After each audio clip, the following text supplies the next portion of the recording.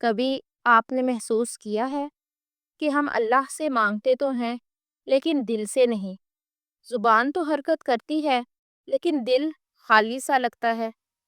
ہم کہتے ہیں یا اللہ میری دعا قبول فرما، مگر اندر سے ہم خود بھی نہیں جانتے کہ واقعی ہم مانگ رہے ہیں۔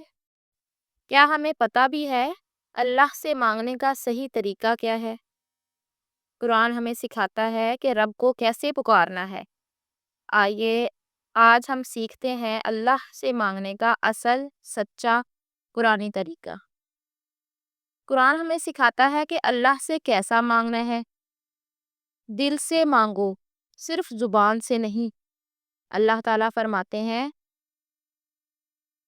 اپنے رب کو گڑ گڑا کر اور چپکے سے پکارو، وہ حد سے بڑھنے والوں کو پسند نہیں کرتا۔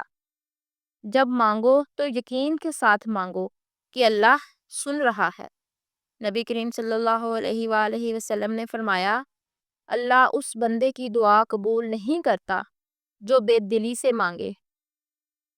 دوسرا اصول، اللہ کے خوبصورت ناموں سے پکارو۔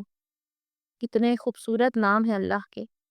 قرآن میں ہے اللہ کے خوبصورت نام ہے، ان سے پکارو، جیسے یا رحمان مجھ پر رحم فرما، یا رزاق میرا رزق کھول دے، یا ستار میرے عیب چھپا دے۔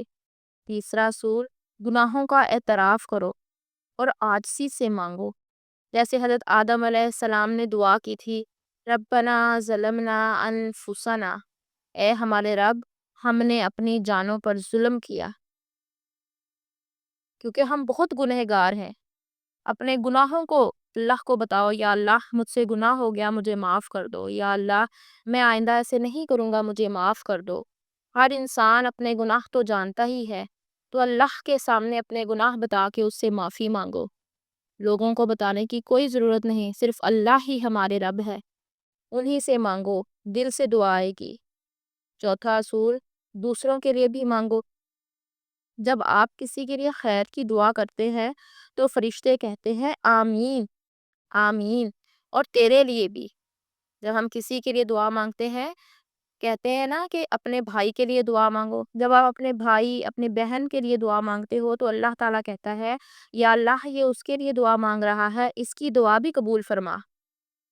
آپ کی آمین کے ساتھ ان کی آمین بھی شامل ہو جاتی ہے۔ اللہ کا وعدہ ہے مجھے پکارو میں تمہاری دعا قبول کروں گا۔ یاد رکھیں اللہ ناراض نہیں ہوتا جب ہم زیادہ مانگتے ہیں، بلکہ وہ ناراض تب ہوتا ہے جب ہم مانگنا ہی چھوڑ دیتے ہیں۔ تو آئیے آج سے، ابھی سے اللہ سے دل سے مانگنا شروع کریں، اس رب سے جو ہم سے 70 ماؤں سے بھی زیادہ محبت کرتا ہے۔ 70 مائیں، سوچیں ایک ماں ہماری تھوڑی سی بھی تکلیف پر آہ کر بیٹھتی ہے، اور اللہ تعالیٰ جو 70 ماؤں سے زیادہ محبت کرتے ہیں، کیا وہ ہماری دعائیں قبول نہیں کریں گے؟